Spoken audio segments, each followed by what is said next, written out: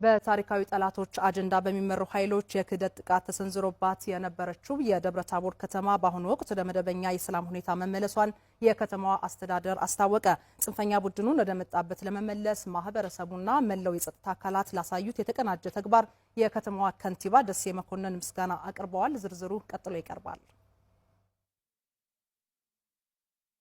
በታሪካዊ ጠላቶች አጀንዳ በሚመሩ ኃይሎች በደብረ ታቦር ከተማ የክህደት ተግባር መፈጸማቸውን የከተማዋ ከንቲባ ደሴ መኮንን ተናግረዋል። የጥፋት ቡድኑ በከተማዋ የጸጥታ ችግር ከመፍጠር ባለፈ የቡድን መሳሪያዎችን በመጠቀም ከተማዋን ለማውደም ሙከራ ማድረጉን ጠቁመዋል። ዘራፊው ኃይል አቅዶት የነበረው የጥፋት ዓላማ በማህበረሰቡና በተቀናጀ የጸጥታ ኃይሎች እርምጃ መክሸፉን ከንቲባው ገልጸዋል።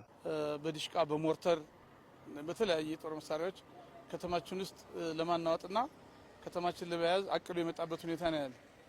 ከመጀመሪያ ይሄ ቡድን ሲመጣ ይሄን ከተማ ያለው የጸጥታ ኃይል የክልሉ የጸጥታ ኃይል ነው። አድማ መከላከልና ፖሊስ፣ ሰላም አስከባሪ እና አመራራችን ነው።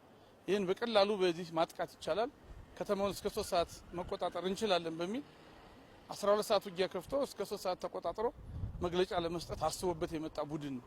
ይሄ ቡድን ከከተማችን መጥቶ ተኩስ ከከፈተበትና ከገጠመ ጀምሮ ለተከታታይ 8 ሰዓት ከፍተኛ ትንቅንቅ ያደረግንበት በመጨረሻ ማይቀጡ ቅጣት ተቀጥቶ የያዘውን የሞተውን ሙትና ቁስለኛ ትቶ እንዲፈረጥጥ ያደረግንበት ሁኔታ ነው ያለ። የጥፋት ቡድኑ የህዝብና የመንግስት ሀብት ማውደሙን የተናገሩት አቶ ደሴ ይህ ተግባር ቡድኑ ለህዝቡ ያለውን ጥልቅ ጥላቻ የሚያሳይ ነው ብለዋል። በመጀመሪያም የዚህ ኃይል ዋና ተልዕኮ ከተማው ማጥፋት ነው፣ ማውደም ነው። እኛ ግንባር ላይ እየተፋለመ ባለበት የጸጥታ ኃይሉ ብዙ ቢሮዎችን አቃጥሏል፣ አውድሟል። አምቡላንስ ይወድማል። እናቶች እኮ የሚሄዱበት የመድኃኒት የጤና የደቡብ ጎንደርን ጤና መምሪያ ሙሉ በሙሉ አውድሟል። ሌሎች ቢሮዎችን አውድሟል፣ አቃጥሏል። በዛች ባገኛት ስብዛ በቤንዚል እያረበረበ የማውደም የማቃጠል ከግለሰብ ቤት ገብቶ ሞባይል፣ ሀብል፣ ብር፣ ተራ ብር የመዝረፍ የመጣው እኮ ውጊያ ሳይሆን ዝርፊያ ነው። ስለዚህ ይሄን ህዝባችን የተዘረፈው ህዝባችን ያውቃል። ለውጊያ ሳይሆን ለዘረፋ መጥተው ያሳዩት ይሄ ቀጣይም ታሪኩ ነው የሚቀመጥ። ከውጭ ጠላቶቻችን ተልኮ ተሸክመው መጥተው ነው።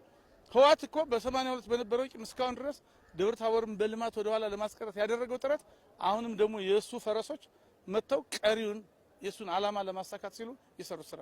የደቡብ ጎንደር ዞን የጸጥታ ኃይል በከተማዋ የሚገኙ የጸጥታ አካላትና መላው የማህበረሰብ ክፍሎች ለተመዘገበው ድል ላበረከቱት አስተዋጽኦ ምስጋና አቅርበዋል። የጽንፈኛ ቡድን ሀሳብ መምከን ትልቁን ድርሻ የሚወስደው ህዝባችን ነው። ህዝባችን በተለያየ መንገድ ለማገዝ ያደረገው ጥረት መቼውንም የሚረሳ አይደለም።